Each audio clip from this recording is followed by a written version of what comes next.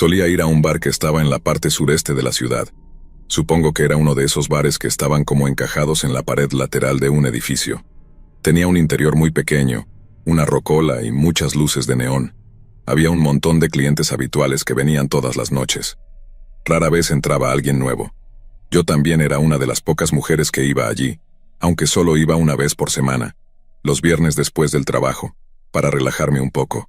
Cerca de Navidad, un año, un hombre nuevo apareció en el bar. Era lo suficientemente atractivo, y hubo cierto interés de inmediato, pero yo tenía novio y estaba muy feliz con él. Después de mirarme desde el otro lado del bar durante la mitad de la noche, finalmente se acercó y me ofreció comprarme una bebida. Rechacé la oferta y le hice saber que estaba en una relación y que no quería jugar con nadie. Insistió en que no quería acostarse conmigo, que solo quería mi corazón. Cada semana, cuando iba al bar después del trabajo, él estaba allí. Supe que se llamaba Charlie y que era nuevo en la ciudad. Se acercaba a hablarme cada vez que iba. Siempre me preguntaba si ya había roto con mi novio. Cuando le decía que seguíamos juntos, me preguntaba por qué mi novio no estaba allí conmigo.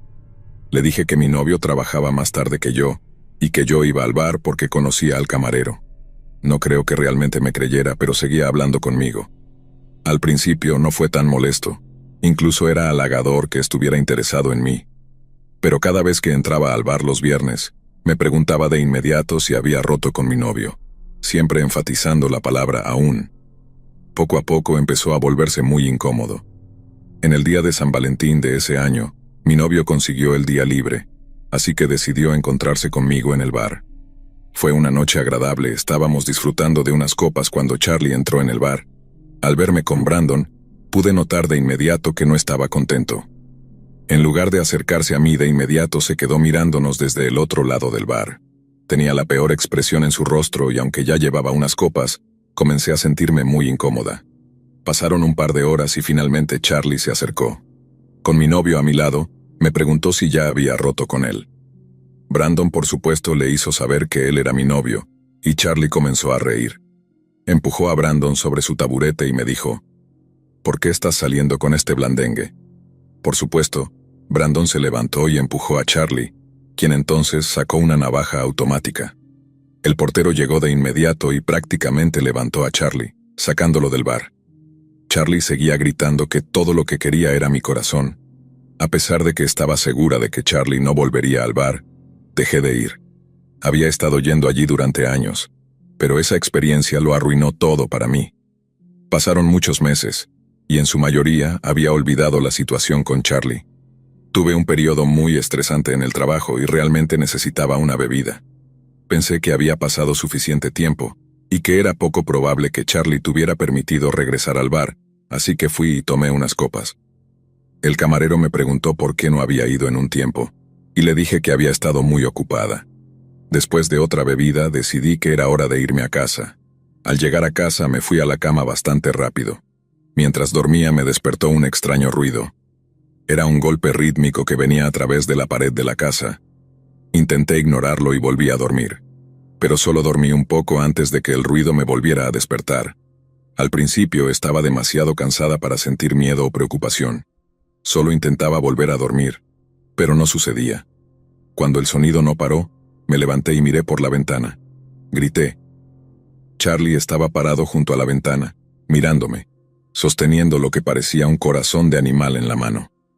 Estaba golpeando la pared con su otra mano, y había escrito con sangre en la ventana: «Todo lo que quiero es tu corazón». Corrí rápidamente al teléfono y llamé al 911. La policía llegó rápido, pero Charlie ya había huido. Afortunadamente lo atraparon alrededor de una hora más tarde. Fue arrestado, pero no pudieron hacer mucho contra él.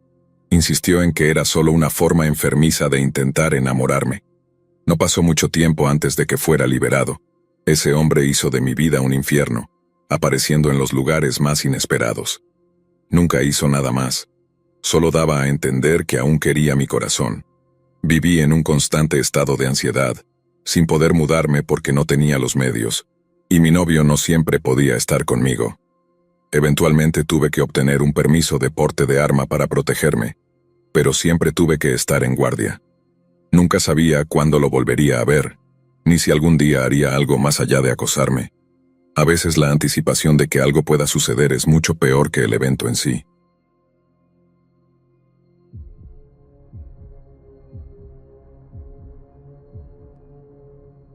Solía ser gerente en una librería Borders.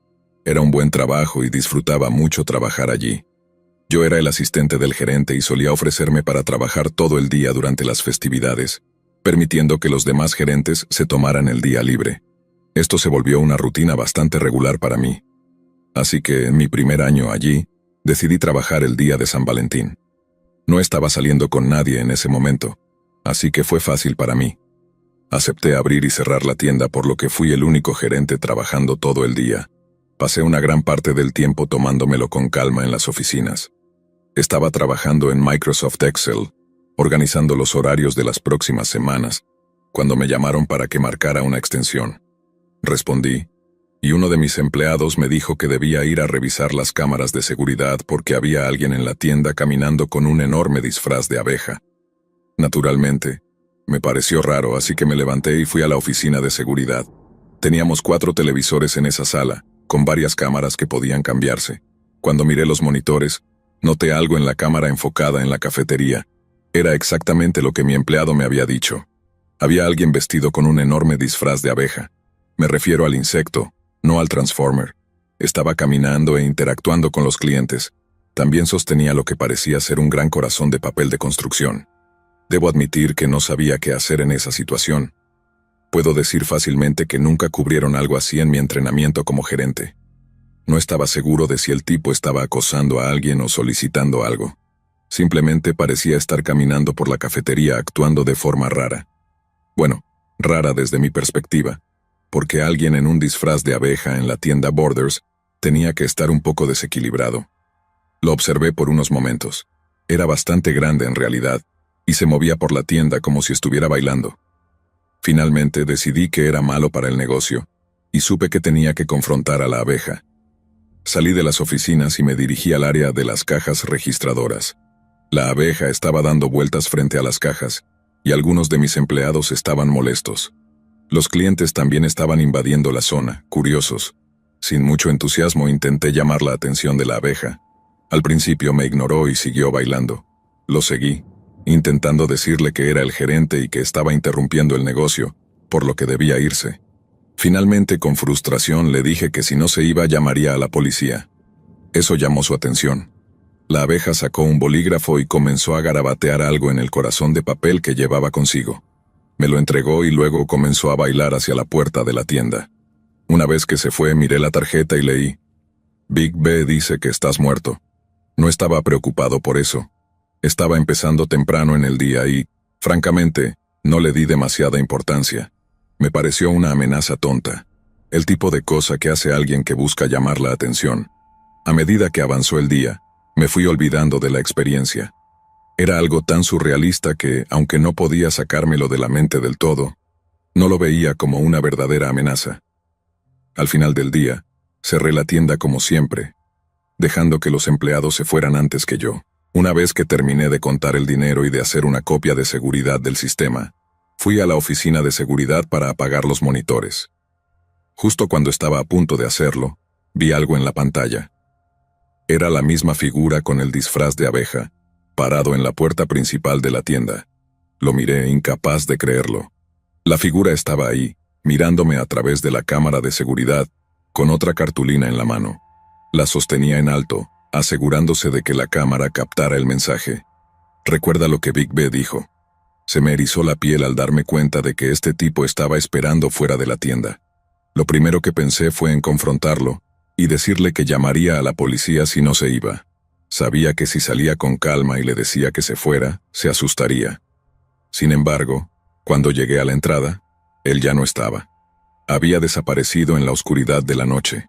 Me quedé allí, atónito, preguntándome si realmente había visto lo que pensé o si mi mente estaba jugando conmigo. De todos modos, no podía llamar a la policía sin una amenaza directa, y no quería causar una alarma por algo que en teoría podría ser una simple broma. Volví a la oficina y observé los monitores por unos 30 minutos, esperando verlo aparecer de nuevo. Pero no lo hizo. Finalmente, cuando estuve seguro de que no había nadie afuera, Decidí que era seguro irme. Configuré la alarma de la tienda, salí y cerré las puertas. Caminé con cautela alrededor de la tienda hacia el estacionamiento, donde los empleados podíamos dejar nuestros coches. Fue entonces cuando lo vi.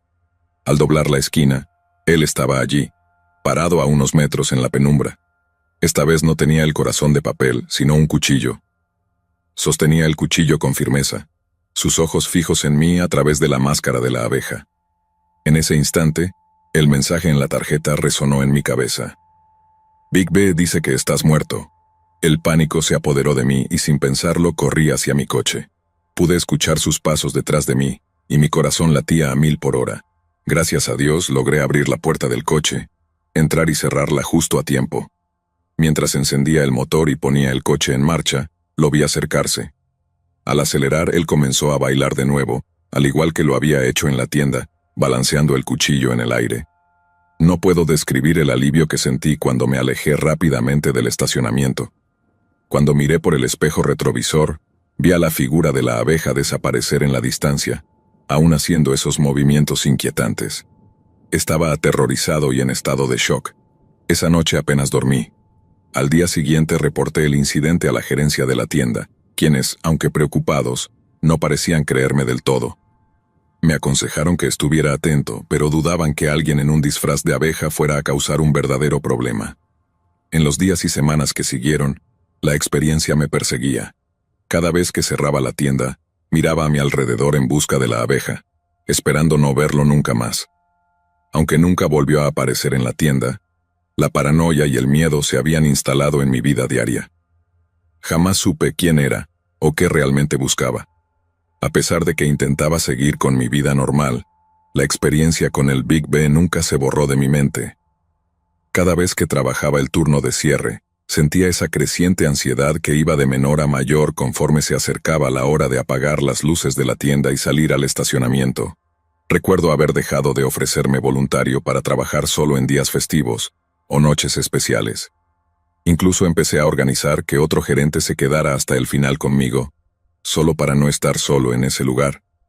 Pasaron meses, y aunque no volví a ver a Big B, la experiencia me había cambiado. Miraba hacia todos lados al salir de cualquier edificio en el que trabajaba y mantenía el celular a mano por si necesitaba llamar a la policía. Pero a pesar de todos mis esfuerzos por dejar atrás ese incidente, una noche de verano, algo sucedió. Esa noche no estaba trabajando, sino que había salido a cenar con unos amigos en un restaurante al otro lado de la ciudad. Hacía mucho calor y el lugar estaba lleno, así que después de la comida, decidimos salir a caminar un poco por la zona antes de regresar a nuestras casas. Mis amigos y yo caminábamos por una calle concurrida, riendo y disfrutando de la noche. Era un raro momento en el que realmente había logrado relajarme y no pensar en el maldito disfraz de abeja. Pero en un momento, al cruzar una esquina y entrar en una calle un poco más oscura, sentí que algo no estaba bien. Al principio fue solo una sensación, una intuición de que alguien nos estaba mirando. Decidí ignorarla, pero la incomodidad no se iba. Entonces, casi de manera instintiva, miré hacia atrás y ahí estaba.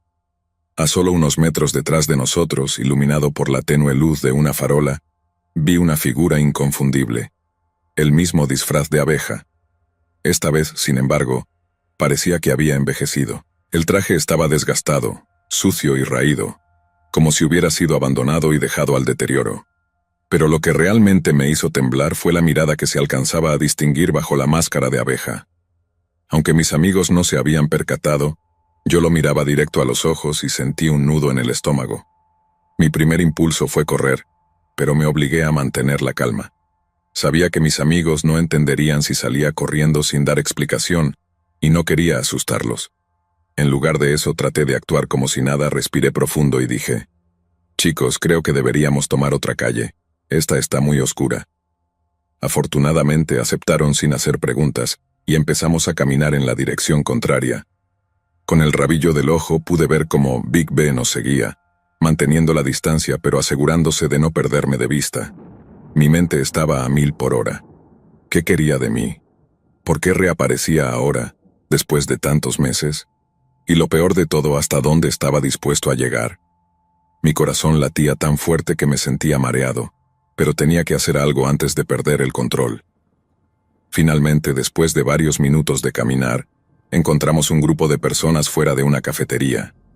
Me acerqué rápidamente al grupo y les expliqué brevemente la situación. Uno de los hombres se ofreció a llamar a la policía, y sin dudarlo acepté. Sin embargo, cuando miré hacia atrás, la figura de Big B había desaparecido una vez más. Mi cuerpo temblaba, pero me forcé a respirar profundo, agradeciendo a las personas que habían ayudado. La policía llegó al poco tiempo, aunque no pudo hacer mucho al respecto, ya que el tipo se había esfumado como si nunca hubiera estado allí. Volví a casa esa noche sintiéndome exhausto y atrapado en una pesadilla de la que no podía escapar, aunque nunca descubrí quién era esa persona o por qué había decidido acosarme. Lo peor de todo fue la incertidumbre que dejó en mí. Sabía que probablemente volvería a aparecer algún día, en algún lugar, y que seguiría atormentándome sin una razón aparente. Con el tiempo, traté de reconstruir mi vida, pero la paranoia se convirtió en una constante compañera. Me aseguraba de que las puertas de mi casa estuvieran siempre cerradas con llave, y nunca volví a caminar solo de noche.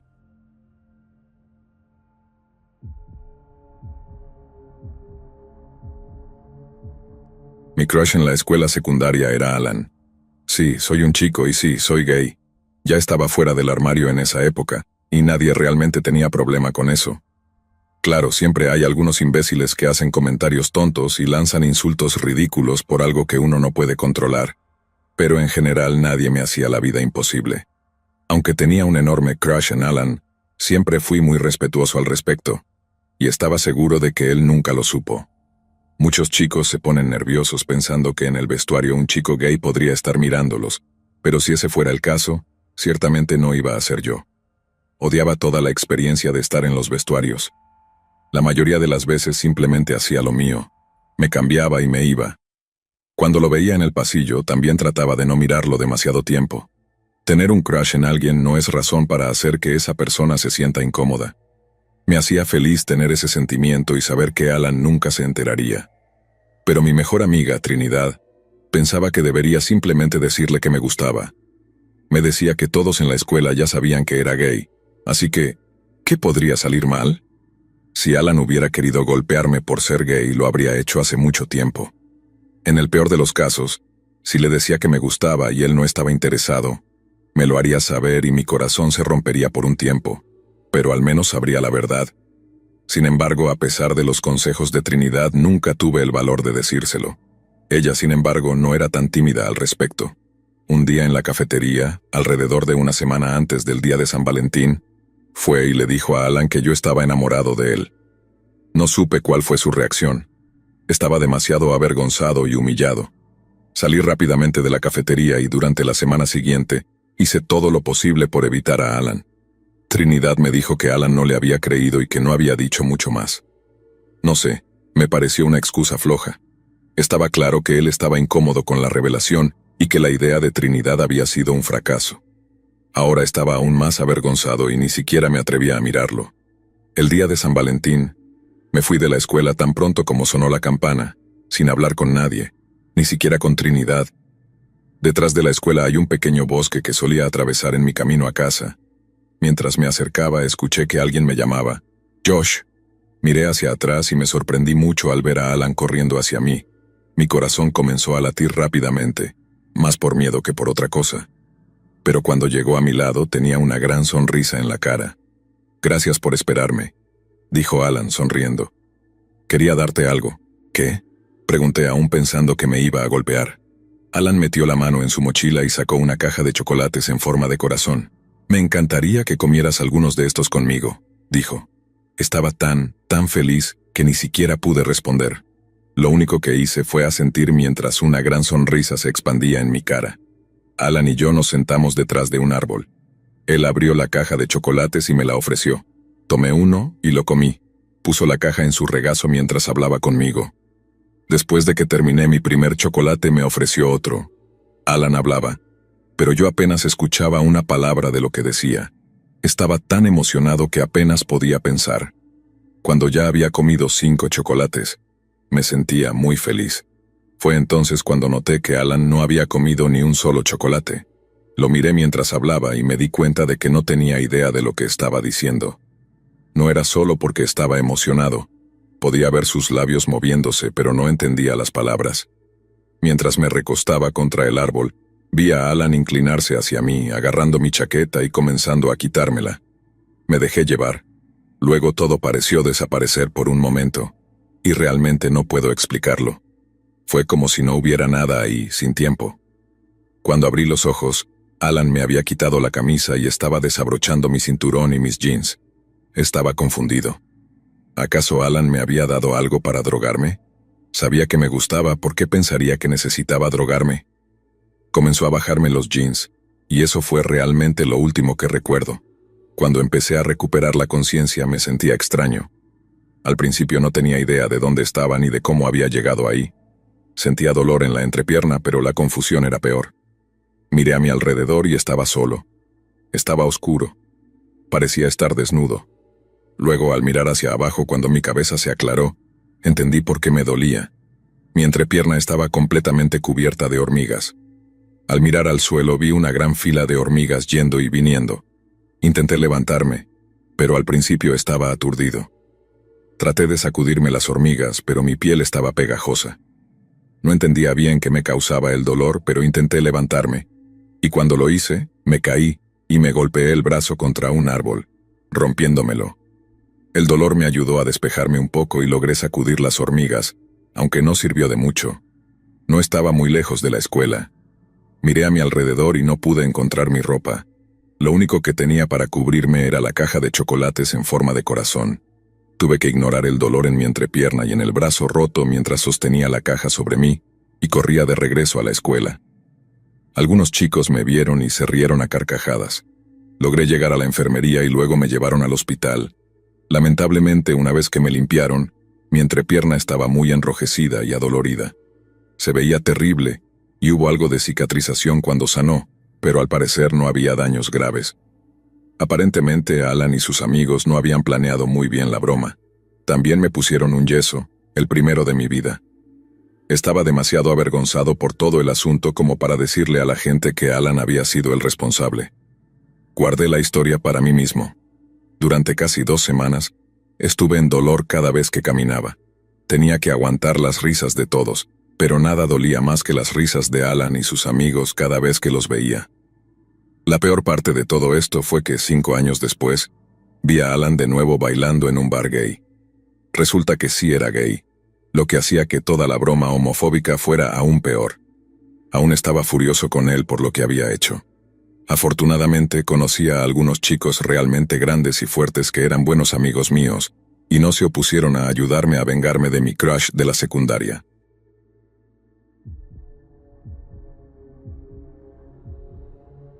¿Quién no querría una casa en un entorno tan tranquilo, verdad?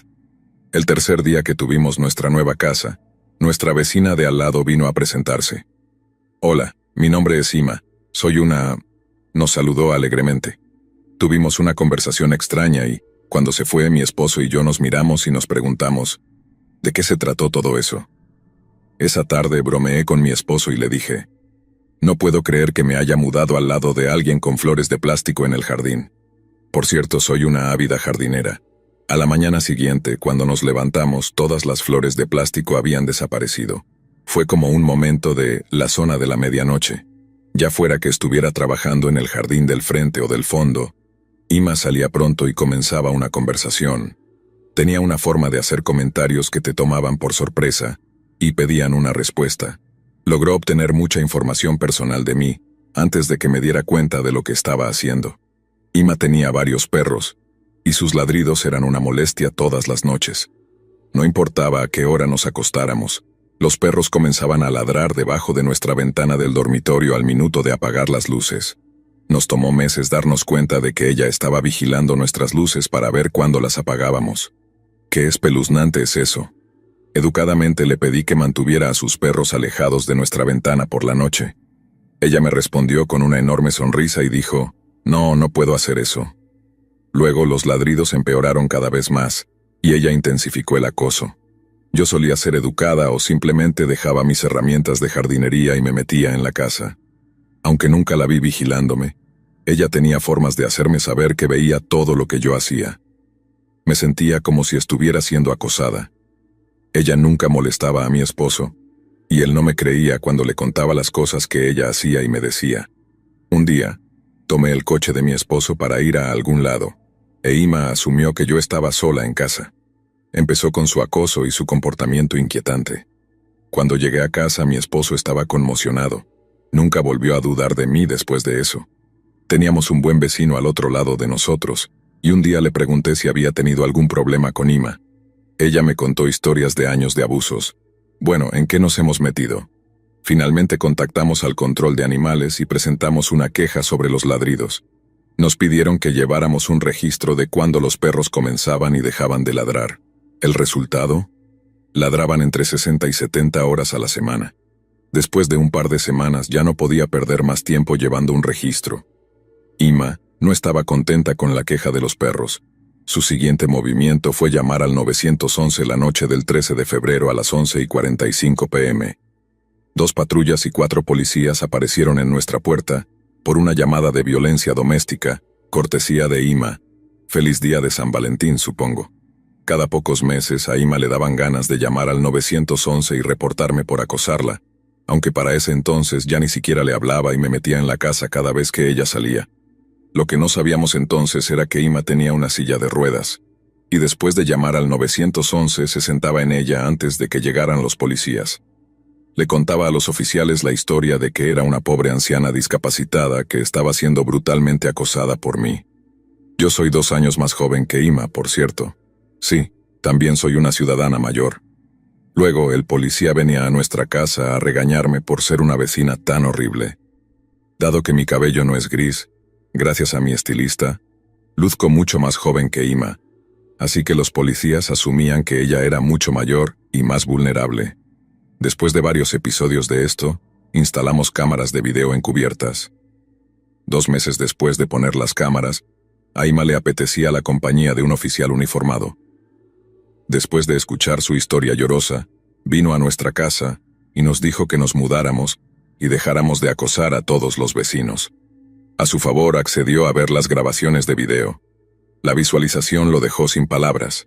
No solo no había ninguna silla de ruedas a la vista, sino que todo lo que ella había dicho, que yo le había dicho, hecho. En realidad lo había dicho y hecho ella. Poco antes de que instaláramos las cámaras, Ima intentó atropellarme con su coche cuando salía a caminar. Cuando un amigo suyo intentó el mismo truco, lo captamos en cámara. No tuve que llamar al 911 cuando eso ocurrió, porque Ima llamó primero con un montón de mentiras. El oficial que respondió se negó a ver las grabaciones. En fin, de vez en cuando, Ima aparcaba su coche frente a nuestra casa y simplemente se quedaba ahí mirándonos. Tomaba fotos y videos de nosotros desde dentro de su casa. Solo lo hizo una vez después de que instalamos las cámaras. Son encubiertas, pero hasta cierto punto. Si acercas una cámara a ellas puedes verlas. Después de eso redujo su comportamiento. Las cosas estuvieron tranquilas durante casi un año. Luego una noche, escuchamos un fuerte estallido y la casa tembló. Miramos por la ventana del dormitorio y vimos un par de coches aparcados frente a la casa de Ima y algunas personas dando vueltas por su jardín. Nos levantamos y revisamos las grabaciones de video y vimos al hijo de Ima encender algo y lanzarlo hacia nuestra casa, en dirección a nuestro dormitorio. Luego la explosión que sacudió la casa. Llamamos a la policía, pero como no hubo heridos ni daños a la casa, solo plantas quemadas en el jardín, ni siquiera quisieron presentar un informe. Unos días después nos reunimos con un agente inmobiliario. Así que, vecina psicópata, espero no volver a verte nunca. TLD-DOR-R. Cuando finalmente huimos aterrorizados 6 años después con casi 50 páginas de documentación de acoso y terror de la vecina de al lado, una mujer de 60 y algo de años.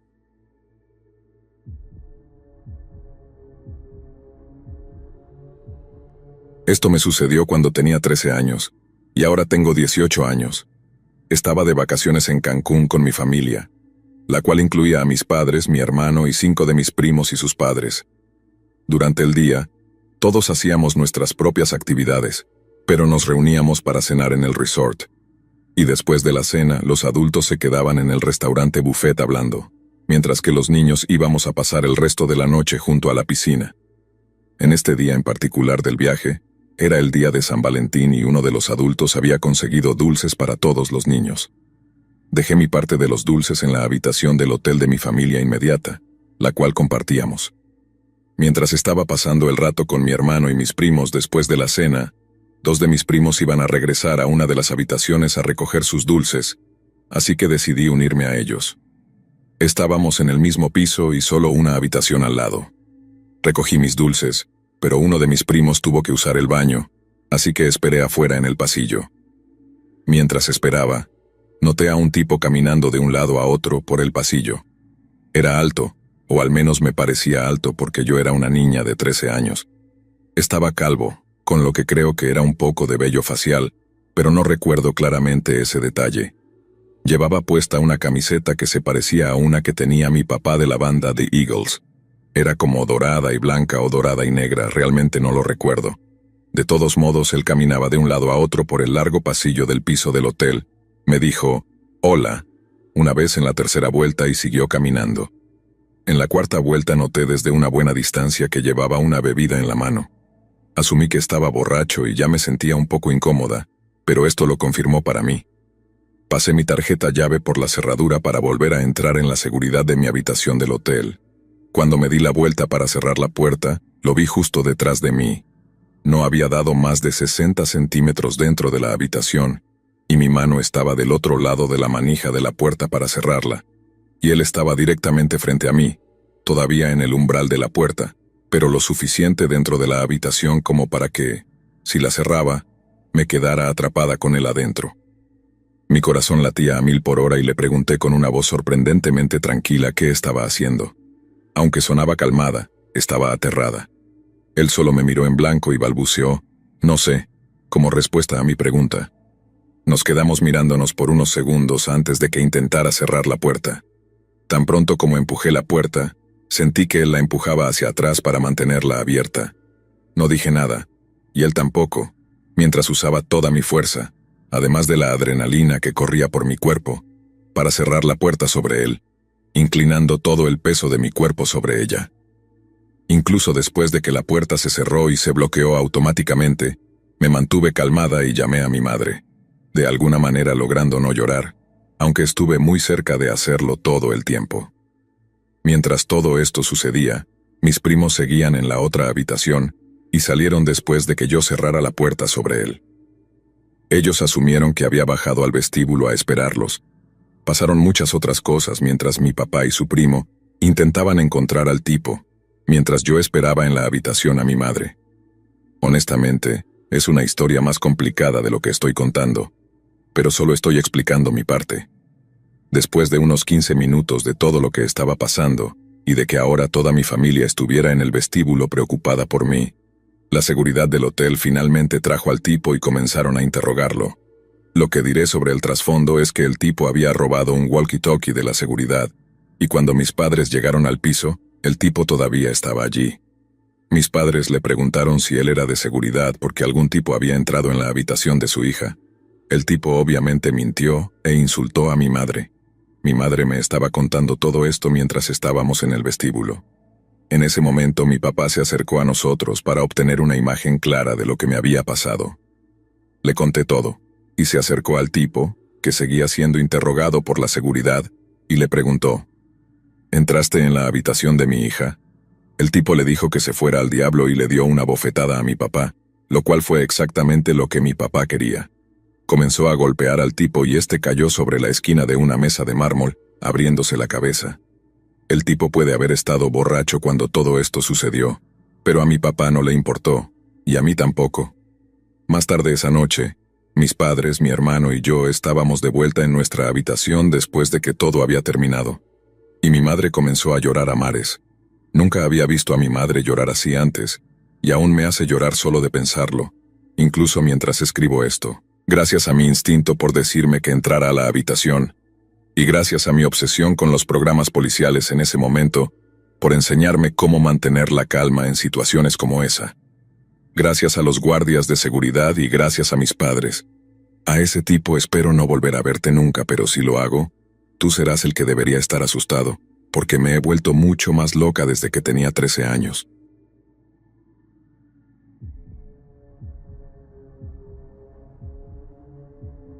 Pequeño Snack era un bar administrado por los trabajadores de la cafetería en el centro de estudiantes. Bill era el hombre que manejaba la caja registradora de este snack bar. Era un hombre bajo, de unos 50 y tantos años. Siempre tenía una sonrisa para cualquier persona que viniera de visita. Le encantaba cuando los adultos del edificio venían a buscar comida o bebidas y trataba de entablar conversación con cualquiera que se detuviera a hablar. Parecía triste y solitario. Durante los primeros meses en los que iba a tomar té por la mañana, siempre me hacía preguntas. En ese momento estaba en una relación seria. Llevaba 6 años con mi pareja y también teníamos un hijo juntos. Parecía genuinamente interesado en conocerme. Nunca me dio malas vibraciones, parecía un dulce tipo de padre, abuelo. Durante el verano, entre mi primer y segundo año trabajando, mi novio y yo terminamos nuestra relación. No hablé sobre eso en el trabajo cuando podía evitarlo.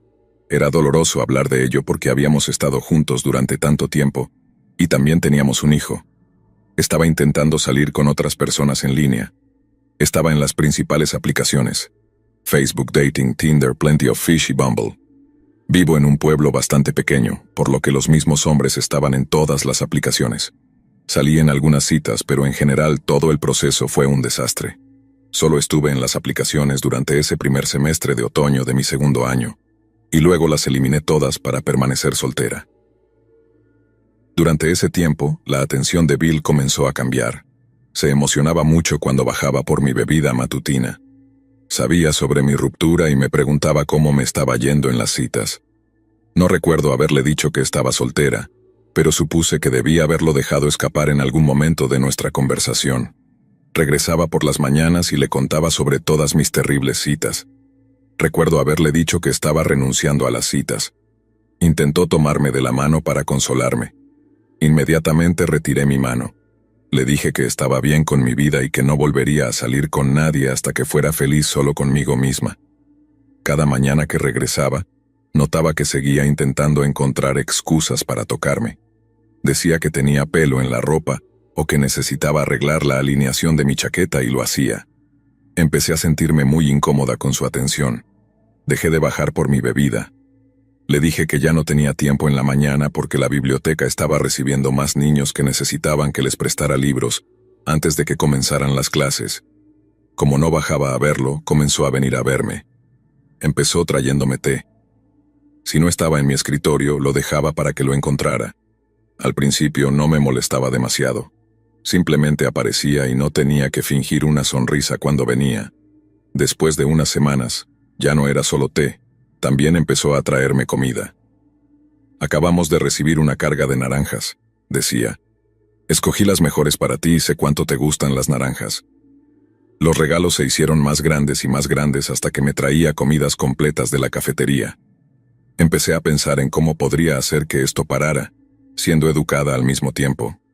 Tenía que ser amable, ¿verdad? Con el tiempo ni siquiera podía comer la comida. La regalaba o la tiraba en cuanto él salía de la sala. La próxima vez que bajó con los brazos llenos de comida gratis para mí, le dije que no quería que me trajera nada porque estaba a dieta y estaba llevando mi propia comida a la escuela. «Eres perfecta tal y como eres», me dijo con una gran sonrisa. Le respondí, «Gracias». «¿Por qué siento la necesidad de ser amable con la gente espeluznante?», me preguntaba. Cuando intentaba traerme comida, le agradecía y le recordaba que no quería más comida. Cuando venía y no estaba en mi escritorio, me agachaba y me escondía hasta que se iba. Los estudiantes empezaron a preguntar qué estaba pasando. Soy una mujer adulta y la persona a cargo de estos estudiantes, y estoy escondida en el suelo detrás de una pila de libros para evitar hablar con él. Incluso los estudiantes decían que no les caía bien. Los estudiantes lo habían apodado el troll, un apodo muy acertado. Con el tiempo entendió que no quería más comida de él. Tuve un mes de glorioso silencio, sin visitas, solo saludos incómodos en el pasillo si me cruzaba con él. Mi segundo año como bibliotecaria terminó. Cuando comenzó el tercer año, tuve un verano encantador sin pensar en él. Entré en la biblioteca el primer día, y había un regalo en mi escritorio. Abrí el paquete. Era un vaso térmico de café y una tarjeta de regalo de Starbucks, sin nombre ni tarjeta que dijera quién me lo había dado. No estaba segura de si había sido él, así que bajé a preguntarle. Dijo que quería comprarme algo especial para que mi año escolar comenzara con una sonrisa. Acepté el regalo y le di las gracias. No voy a decir que no a algunas bebidas gratis. No debería haberlo aceptado, lo sé ahora. Los regalos no pararon. Al menos una vez por semana me traía algo. Cada regalo se hacía más caro y yo me sentía cada vez más incómoda. En octubre le dije que parara, que no me trajera más cosas, que no me comprara nada, que me hacía sentir incómoda y que no le iba a comprar nada a cambio. No me escuchó. Seguía trayéndome cosas. Sabía que no podía permitirse todo eso con el salario de un trabajador de la cafetería, y le dije que simplemente parara. Empecé a enojarme con él. Ya no sonreía ni le daba las gracias, pero me di cuenta de mi mayor error. Había aceptado los regalos. Los aceptaba porque no tenía mucho dinero, y los regalos eran, en verdad, todas las cosas que me gustaban. Nunca debería haberlos aceptado. Comencé a confiar en otros compañeros de trabajo y les conté lo incómoda que me hacía sentir toda la situación. La mayoría me respondía con: es soltero y es muy amable, obviamente le gustas. Sé que es mayor, pero tal vez deberías darle una oportunidad. Yo no lo hice. Con cada regalo no deseado, él decía: sé que me dijiste que no más regalos, pero simplemente tenía que comprarte esto. El día de San Valentín de mi tercer año trabajando en esta escuela, encontré una enorme canasta de regalos en mi escritorio. Se la devolví por completo. Le dije que era demasiado. Creo que costaba $150 en total. Le dije que se la quedara. Él dijo que si la aceptaba, sería el último regalo, y me lo prometió. Lo acepté e hice que repitiera que efectivamente sería el último regalo. No tuve la oportunidad de probarlo. Al mes siguiente todo el país se cerró por el COVID.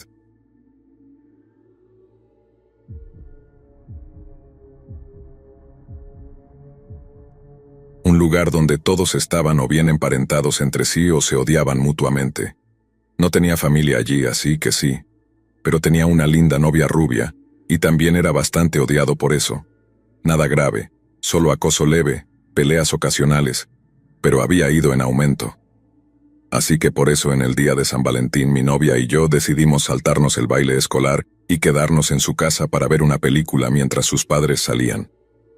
Era mejor evitar problemas.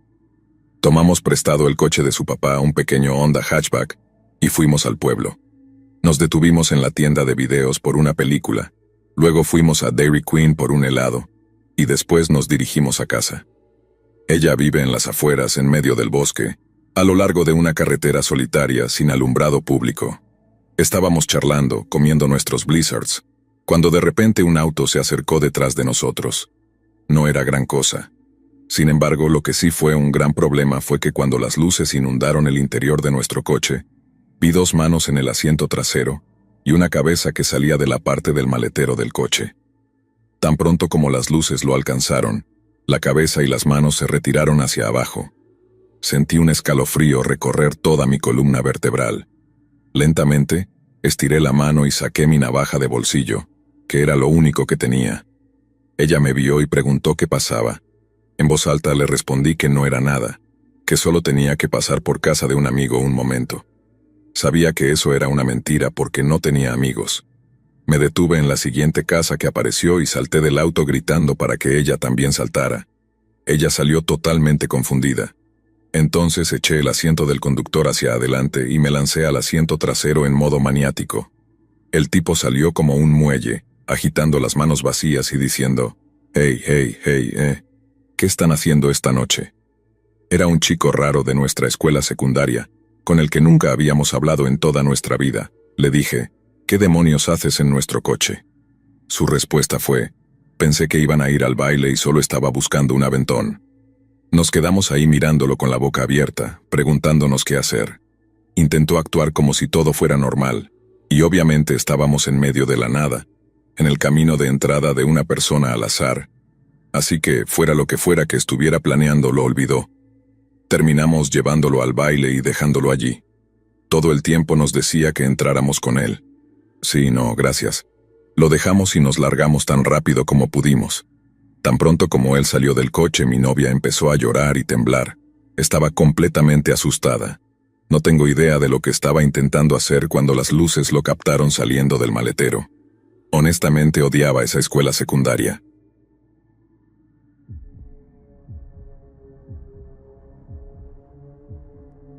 Cuando era más joven me diagnosticaron trastorno bipolar a los 14 años. Fue muy difícil para mí socializar en persona, así que recurrí a Internet. Ahí me encontré con el mundo del rol basado en texto. Se convirtió en mi pasión y hasta me encaminó hacia mi carrera como artista. Mi interés inicial fue en Dragon Age, así que me uní a un grupo de rol en DeviantArt. Amaba ese grupo y pasaba todo mi tiempo en el chat de IRC, lo que naturalmente llevó a una disminución en mis calificaciones. Fue entonces que conocí a Marcos. Después de interesarme un poco por Slenderman, descubrí el mundo de blogs y rol de Slender Blogging, y comencé a seguir todos los blogs que pude. Incluso dediqué una cuenta de Gmail solo para eso, y me sumergí en crear mi propio blog sobre Slenderman.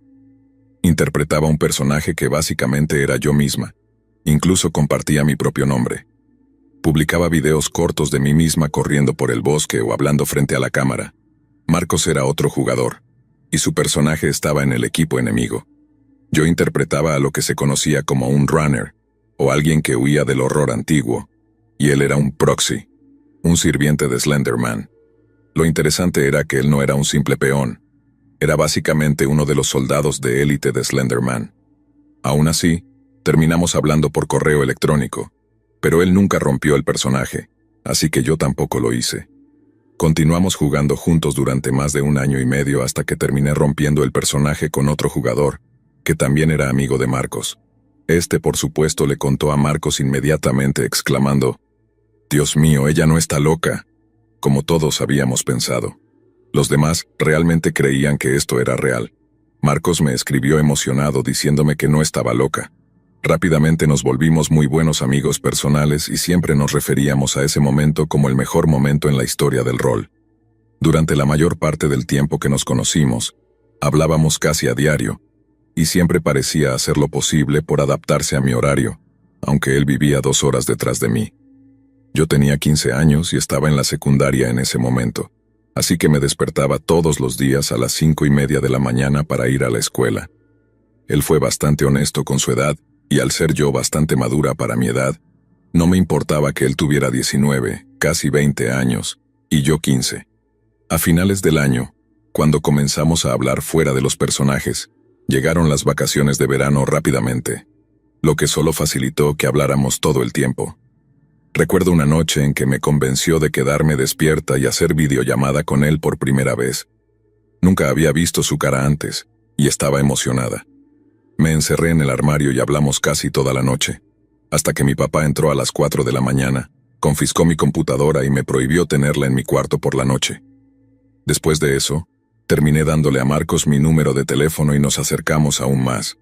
Luego, mientras estaba en casa de una amiga, le dije que no creía que él fuera capaz de sorprenderme, y él respondió pidiéndome que saliera con él. Yo, siendo una chica de 15 años, estaba encantada, aunque también dudaba. Mi amiga me ayudó a pensarlo bien, ya que él había sido un caballero conmigo todo el tiempo. Así que después de una caminata de 45 minutos con mi amiga, lo llamé y le dije emocionada que sí. Durante ese tiempo me envió muchos mensajes de texto expresando su preocupación de que me hubiera molestado. Terminé disculpándome mucho por hacerlo esperar. Los primeros meses fueron increíbles. Estábamos tan unidos que hablábamos todas las noches por teléfono, incluso dormíamos mientras estábamos en una llamada. Afortunadamente tenía mensajes y llamadas ilimitadas, pero todo se volvió extraño cuando el año escolar empezó de nuevo. Durante el verano había podido dedicarle prácticamente todo mi tiempo, y ahora con la escuela, eso se reducía bastante. No me di cuenta de que hablar con alguien casi 18 horas al día era una señal de dependencia poco saludable. Tuvimos nuestra primera discusión sobre mensajes de texto. Él quería que le enviara mensajes cada vez que no pudiera llamarlo, pero yo no podía enviar mensajes durante las clases. Llegamos a un compromiso en el que le mandaría mensajes entre clases y lo llamaría durante el almuerzo. No tenía realmente amigos en esa escuela, ya que era algo solitaria, y los que tenía no compartían mi horario de almuerzo, así que no afectaba mucho mi vida social. Todo iba bien hasta que me encontré con un viejo amigo de la secundaria, que resultaba ser un chico. Siempre me había llevado mejor con chicos que con chicas, pero Marcos se puso frenético. Yo estaba en el teléfono cuando eso sucedió y lo ignoré para hablar con mi amigo. Después de que nos despedimos, Marcos me regañó duramente, diciendo que no podía hablar con otros chicos en absoluto. Me quedé completamente en shock e intenté explicarle que el chico era un amigo de hacía mucho tiempo. Marcos entonces tuvo una completa crisis y me contó que su ex le había sido infiel y que no podía confiar en ningún otro chico conmigo, porque tenía miedo de que alguien me lo arrebatara. Incluso lloró. Naturalmente yo estaba muy alterada, pero acepté evitar a mis amigos varones cuando estuviera hablando con él, lo cual era casi siempre. Pronto la carga de la escuela aumentó y me tomaba más tiempo llamarlo después de clases. Empezó a acusarme de no quererlo lo suficiente como para hablar con él, y aseguraba que nunca teníamos tiempo suficiente juntos. Me dio la opción de enviarle mensajes en clase o llamarlo en cuanto llegara a casa. Escogí la segunda opción, lo que cortó casi todo el tiempo que pasaba con mi familia, salvo por una breve cena, después de la cual volvía de inmediato a mi cuarto. Las cosas solo se intensificaron. Me retenían en clase por quedarme dormida, ya que él me mantenía despierta toda la noche, y explotaba si no lo contactaba justo cuando sonaba el timbre. Incluso había anotado mi horario exacto minuto a minuto, y cualquier desviación lo alarmaba. Empecé a alejarme de todos mis amigos, ya que él no aprobaba a ninguno. Incluso aseguraba que un amigo en particular era la personificación humana de un demonio que intentaba matarlo. Su estado mental resultó ser extremadamente frágil, y me dijo que tenía una segunda personalidad que era literalmente su personaje de Slenderman, llamado Strider. Marcos hablaba frecuentemente de una constante batalla para mantener a Strider bajo control porque, aunque no era una mala persona, era un completo cretino. Justificaba sus arrebatos culpando a su personaje, e incluso me enviaba mensajes en cursiva como Strider, como si su cuerpo hubiera sido tomado solo para menospreciar a una chica de 15 años. Yo era empática, ya que mi trastorno bipolar estaba en su peor momento, y mi terapeuta murmuraba la palabra esquizoafectivo a mi madre, cuando creía que no podía oírla. Durante el siguiente año y medio, Marcos me manejó como a una marioneta, alejándome de mi familia y amigos, convenciéndome de que mis maestros solo querían convertirme en una herramienta sin mente para el gobierno, y persuadiéndome para que realizara actos sexuales para él. Me sentía asqueada, pero me prometía que se casaría conmigo y que tendríamos hijos hermosos. A menudo era abusivo, pero rápidamente mejoraba, y todo volvía a ser perfecto hasta que surgía otra discusión explosiva. Eventualmente él me convenció de llamar a los servicios de protección infantil para denunciar a mi familia por abuso. No diré que mi familia era perfecta. Mi papá es alcohólico y podía volverse bastante violento, y tuvimos discusiones muy fuertes. Mi madre, en su mayoría, simplemente apoyaba lo que mi papá hacía, y siempre sentí un gran resentimiento porque no me defendía. Incluso cuando mi papá me abofeteaba, me echaba de la casa descalza y era en general demasiado agresivo conmigo. Sin embargo, ellos sí se preocupaban por mí, y mi hogar estaba limpio, cálido, bien abastecido de comida, y mis hermanas y yo nunca carecimos de nada físicamente. Con frecuencia, también recibíamos cosas que deseábamos. El sistema habría destruido a mis hermanas, que en ese momento eran bastante jóvenes. Cuando mis padres descubrieron que había hecho la llamada, entré en pánico y huí de casa, yendo a quedarme en la casa de una amiga. Marcos quería que me quedara ahí hasta que él pudiera conseguir que un amigo suyo, de Agustín, viniera a buscarme.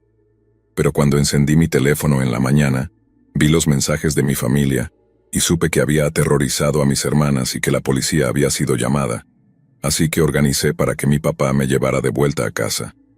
No dejé que él me recogiera en casa de mi amiga porque sabía que amenazaría con demandar a sus padres por ayudar a una fugitiva.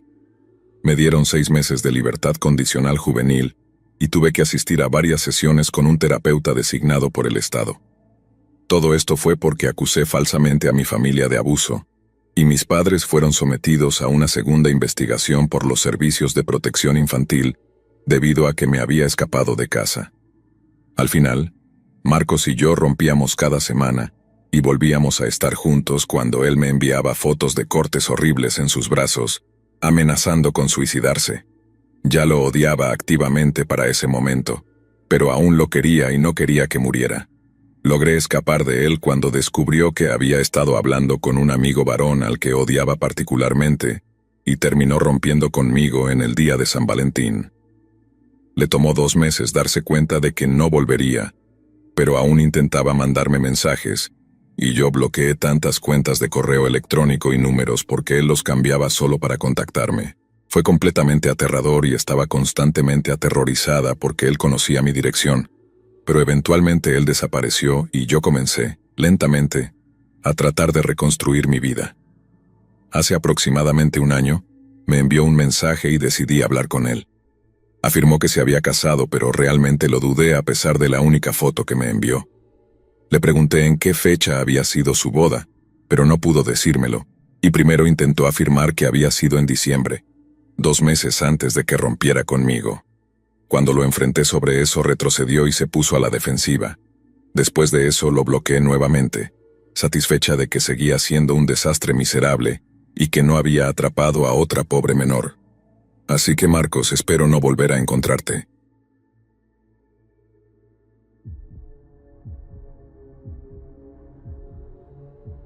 Recientemente escribí una publicación muy larga sobre cómo recibí un regalo de San Valentín de un acosador en la puerta de mi casa. Eso me hizo recordar un evento que ocurrió cuando tenía unos 7 años, hace aproximadamente 14 años. Vivía en una casa diferente a la que vivo ahora. Llevo alrededor de 10 años en mi casa actual, así que si eso te da una idea, genial. De todas formas, donde solía vivir ahora es la peor parte de la ciudad, pero nunca fue así cuando vivía allí de niña. Solo se puso peligroso cuando estaba en 6º grado. Después de eso me mudé al otro lado de la ciudad, donde es mucho más seguro. No era raro que los padres dejaran a sus hijos salir solos. Era un agradable día de verano en Texas. Por una vez no hacía 101 grados, pero aún estaba bastante caluroso, así que decidí ir al parque de juegos de la escuela con mi perra. Su nombre era Katie. Mi casa estaba literalmente justo enfrente de la escuela, así que mis padres solían llevarme caminando todos los días. Mientras caminaba con mi perra hacia el parque, recuerdo que vi a un hombre en la acera del otro lado de la calle. El hombre estaba vestido completamente de negro. Llevaba lo que parecía ser un abrigo largo negro, botas de combate negras y gafas de sol negras. Este hombre también era bastante delgado y alto, y su piel era muy pálida, como si no saliera mucho, con el cabello castaño muy descuidado. Estaba mirándome mientras cruzaba la calle, pero no hacía nada, solo miraba. Incluso con sus gafas de sol oscuras podía sentir su mirada. Cuando llegué al parque vi a uno de mis amigos allí y le conté sobre el hombre de negro en la acera y cómo me había estado mirando. Fuimos de nuevo para ver si todavía estaba ahí, pero ya se había ido, así que mis amigos pensaron que estaba mintiendo diciendo, ¿quién se vestiría de negro en verano? Eso es una locura. Recuerden que vivo en Texas y nuestros veranos son muy calurosos y húmedos, por lo que era extremadamente raro ver a alguien vestido completamente de negro. Así que no me preocupé y me puse a jugar con mis amigos y mi perra como si nada hubiera pasado. Durante la siguiente semana, ese hombre siempre me observaba mientras caminaba hacia el parque, pero desaparecía una vez que llegaba. Ahora, si esto sucediera hoy, todo habría sido muy diferente, pero yo era una niña muy ingenua en ese momento. Después de una semana pasó lo mismo de siempre, observándome mientras cruzaba la calle. Pero cuando regresaba él me detuvo y me preguntó, ¿puedo acariciar a tu perra? Mi perra le gruñía a este tipo y ella nunca solía gruñirle a nadie. Era la primera vez que la veía tan agresiva. Sacudí la cabeza en señal de no, incapaz de decir palabra alguna, y corrí de vuelta a mi casa con mi perra. Una vez dentro, le conté a mi mamá lo que había pasado. Ella se preocupó de inmediato y fue a la sala de juegos a mirar hacia la acera donde él estaba parado. Cuando mi mamá miró a través de las persianas, ese hombre estaba mirándonos de vuelta. Luego, después de unos 5 segundos, se dio la vuelta y comenzó a caminar. Mi mamá rápidamente llamó a la policía para hacer una denuncia sobre el hombre vestido de negro. Nunca encontraron al tipo, hasta donde sé, pero nunca volví a verlo después de ese día. Siento que él iba a intentar secuestrarme. Nunca abrió su abrigo, así que quién sabe qué estaba ocultando. Pero si mi perra no hubiera estado allí, siento que algo horrible habría ocurrido. Así que, hombre del abrigo negro, espero que nunca nos volvamos a encontrar.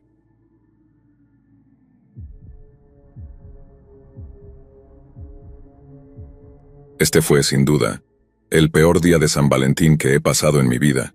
Y no solo por el final de esa noche, sino por la secuencia de momentos incómodos que se fueron sumando, y la sensación que se instaló en el aire desde el primer momento en que entramos a ese bar. Lo recuerdo con detalle, cada palabra, cada mirada, cada silencio cargado que anunciaba que algo terrible estaba a punto de pasar. Pero yo, en ese momento, no entendía lo que sucedía, o tal vez no quería entenderlo.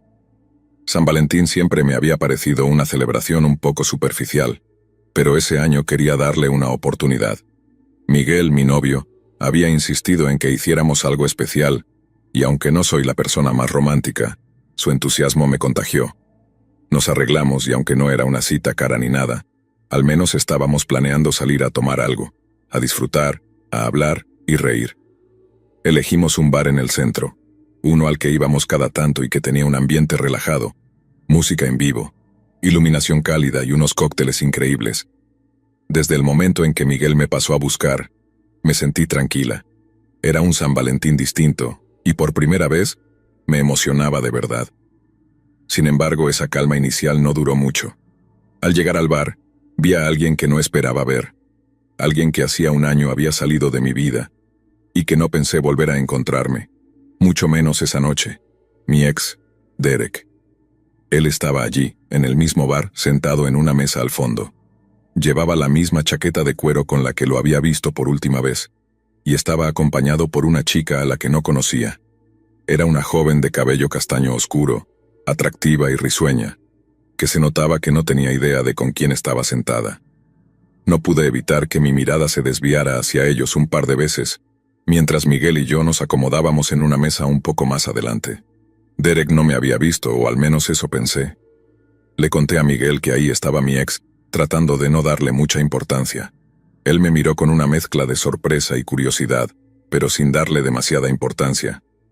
Que él haga lo suyo y nosotros hacemos lo nuestro, dijo, encogiéndose de hombros y sonriéndome, tratando de tranquilizarme. Los primeros minutos de la noche transcurrieron sin problema. Miguel y yo conversábamos, nos reíamos, y aunque mi ex seguía en el fondo del bar, intenté concentrarme en nuestra conversación. Aún así, de vez en cuando sentía la mirada de Derek sobre mí. Era como si, de alguna manera, él hubiera sabido desde el primer momento que yo estaba allí. Algo en su manera de mirar, en sus gestos, y en cómo hablaba con la chica que lo acompañaba me daba una mala espina. Eventualmente, su presencia dejó de ser un eco lejano en mi mente y se convirtió en algo imposible de ignorar. En algún momento de la noche, noté que Derek se había levantado de su mesa y que, tambaleándose un poco, se acercaba hacia nosotros. Al principio, pensé que quizás iba al baño o al bar, pero luego de un par de pasos me di cuenta de que venía directamente hacia mí. Sentí el estómago retorcerse. Traté de concentrarme en Miguel, que seguía hablando sin darse cuenta de la presencia de Derek. Finalmente, Derek llegó hasta nuestra mesa y se paró a nuestro lado demasiado cerca. La expresión en su rostro era oscura, casi vacía, y con un toque de algo que nunca había visto en él antes, algo peligroso. Con voz apenas perceptible y entrecortada me saludó. «Leila, hace mucho que no te veía». Me congelé. Fue como si todo el ruido y las risas del bar desaparecieran de repente, como si el tiempo se ralentizara. Lo último que quería en ese momento era una confrontación, especialmente en una noche que pretendía ser tranquila y especial. Miguel dejó de hablar en cuanto vio la expresión en mi rostro y se volvió hacia Derek, quien ahora estaba muy cerca, demasiado. «Hola, Derek», dije, intentando sonar tranquila aunque la incomodidad en mi voz era evidente. «Espero que estés bien». Él sonrió, una sonrisa torcida que no llegaba a sus ojos. «Oh, estoy excelente. Mejor de lo que puedes imaginar». Giró la cabeza hacia Miguel, sus ojos brillando con una mezcla de desdén y desprecio. «Así que, ¿este es tu novio ahora?», dijo enfatizando la palabra novio de una manera casi burlona. Antes de que yo pudiera responder, Miguel, manteniendo la calma y una leve sonrisa, extendió su mano. «Sí, soy Miguel», dijo con firmeza, «y tú debes ser Derek». Derek ignoró la mano de Miguel y se quedó mirándolo, como si estuviera evaluándolo, buscando algún punto débil en su postura, en su manera de mirarlo. «¿Sabes, Leila?», dijo sin apartar la vista de Miguel. «No esperaba verte con alguien así. Pensé que tenías mejor gusto». Su tono me dio una punzada de miedo, y sentí que algo oscuro se apoderaba de la noche. «Derek, no estamos aquí para discutir», dije tratando de sonar firme. «Por favor, vuelve a tu mesa». Pero él solo se rió. Una risa seca que hizo que el vello de mis brazos se erizara. Su risa no tenía nada de humor, solo resentimiento. ¿Discutir? Oh, yo no estoy aquí para discutir. Solo vine a recordarles a ambos lo que solíamos ser. A ti, Leila, parece que ya se te olvidó. Hubo un largo silencio. La tensión era insoportable. Pude ver en el rostro de Miguel que estaba tratando de mantener la compostura, pero sus ojos se endurecieron. No quería que las cosas se salieran de control. Derek tenía esta manera de ser, de hacerse notar, de invadir tu espacio con una mezcla de arrogancia y rabia contenida que intimidaba. Y ahora, sumado al alcohol, estaba claro que sus palabras podían convertirse en algo más. «Derek», dije, mi voz apenas un susurro, «solo vuelve con la chica que te está esperando». «¿Ella?», dijo con un tono burlón, volviendo a mirar hacia la mesa donde la chica que lo acompañaba parecía distraída, mirándose el teléfono, ajena a la escena. «Oh, Leila, sabes que nunca ha habido otra como tú». Sus palabras me estremecieron. No lo había visto en un año. Había intentado dejar atrás esa parte de mi vida, una relación marcada por su carácter controlador, sus constantes celos, y ese tono de voz que te hacía sentir tan pequeña, tan insignificante. Había luchado por salir de eso, por recuperar mi seguridad, y ahora estaba allí, reviviendo cada mala sensación de los años que compartimos. Miguel se aclaró la garganta interrumpiendo mis pensamientos. «Creo que ya has dicho suficiente, amigo», dijo con una calma que empezaba a desaparecer en los bordes. «¿Amigo?». Derek repitió la palabra como si fuera un insulto. «No soy tu amigo, ni lo seré jamás». Volvió a mirarme, y sus ojos ahora reflejaban algo diferente, algo siniestro. «¿Así que realmente sigues adelante, Leila? Después de todo lo que pasamos. No tienes ningún derecho a estar aquí molestándola», dijo Miguel poniéndose de pie lentamente, igualando la mirada desafiante de Derek. En ese instante, los dos parecían animales a punto de enfrentarse, y el temor me invadió.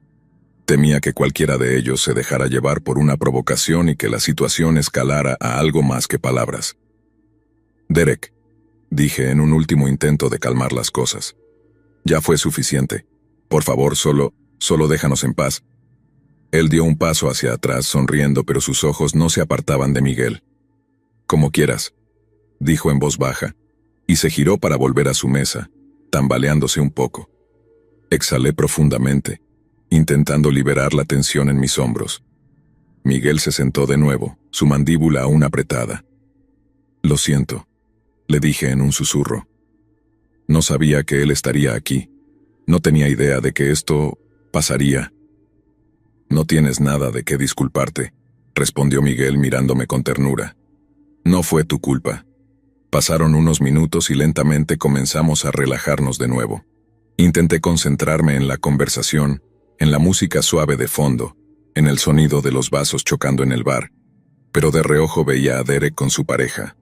Él seguía bebiendo, moviéndose nervioso, cada tanto volviendo a mirar hacia nuestra mesa. Sus ojos parecían arder con una mezcla de ira y resentimiento. La chica que estaba con él le decía algo, probablemente pidiéndole que se calmara, pero él apenas la escuchaba. Fue entonces cuando Miguel sugirió que nos fuéramos. «Vamos, creo que es mejor irnos», dijo en un tono amable pero firme. Estuve de acuerdo y mientras recogía mis cosas, traté de evitar mirar en la dirección de Derek, esperando que no se diera cuenta de que estábamos saliendo. Pero justo cuando nos levantamos, escuché su voz detrás de nosotros. «¿Ya se van?». Mis manos comenzaron a temblar. Miguel y yo apenas habíamos dado un par de pasos hacia la salida cuando la voz de Derek resonó a nuestras espaldas, cargada de un sarcasmo ácido y peligroso. Era como si esa pequeña distancia que habíamos intentado poner entre nosotros y él se desmoronara en un instante. «¿Ya se van tan pronto?», repitió, acercándose con una lentitud calculada. Mi corazón latía con fuerza mientras miraba a Miguel, que aunque intentaba mantenerse sereno ya no podía disimular la tensión que le endurecía los hombros y la mandíbula. La noche tranquila y romántica que habíamos imaginado se había convertido en una pesadilla. «Sí, Derek, ya nos íbamos», respondí en un tono cortante, tratando de mantener la calma, aunque la incomodidad y el miedo estaban cada vez más presentes en mi voz. «Por favor, solo déjalo ya». Él dio un paso más cerca, con una sonrisa torcida en el rostro. Su aliento olía fuertemente a alcohol, y su mirada ya no era simplemente de desdén. Había algo más, algo que me asustaba profundamente. Observé de reojo a la chica que lo acompañaba. Ella también parecía incómoda, pero en lugar de intervenir se quedó en su lugar, observando en silencio, probablemente sin saber bien qué hacer. Miguel dio un paso hacia adelante, colocándose entre Derek y yo como un escudo. «Creo que es hora de que te vayas», dijo con firmeza, clavando sus ojos en los de Derek. Pero él solo se rió, una risa hueca, llena de desprecio. «¿Ves, Leila? Este es el tipo de chico con el que te metiste. Uno que piensa que puede ordenarme que me vaya». Derek miró a Miguel con una especie de superioridad extraña, como si supiera algo que nosotros no.